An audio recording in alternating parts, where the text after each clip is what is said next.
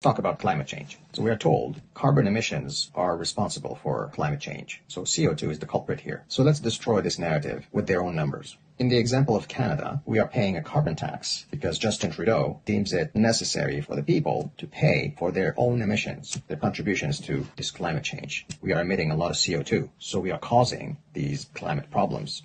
I don't see any problems, but okay, let's go with that.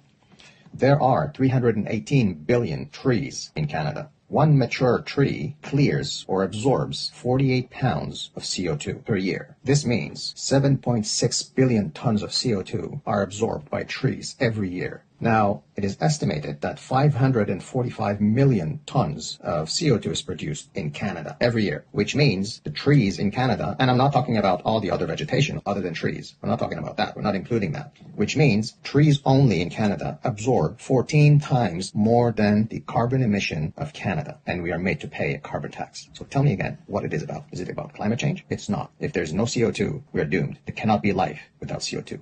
Now let's talk about the US. There are 228 billion trees in the United States with the capacity to clean 5.47 billion tons of CO2 every year. And the US produces 5 billion tons of CO2, which means the trees only absorb more than carbon emissions in the United States.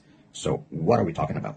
Now let's move a little further. There's an estimate of 3 trillion trees around the world. The worldwide CO2 emission is at 37 billion tons, but the trees around the world absorb 72 billion, almost 73 billion tons of CO2, which means the trees around the world have the capacity to absorb twice as much carbon emission. Wake up. There's no CO2 problem. There's no carbon emission problem. There's no climate change. Wake up, people.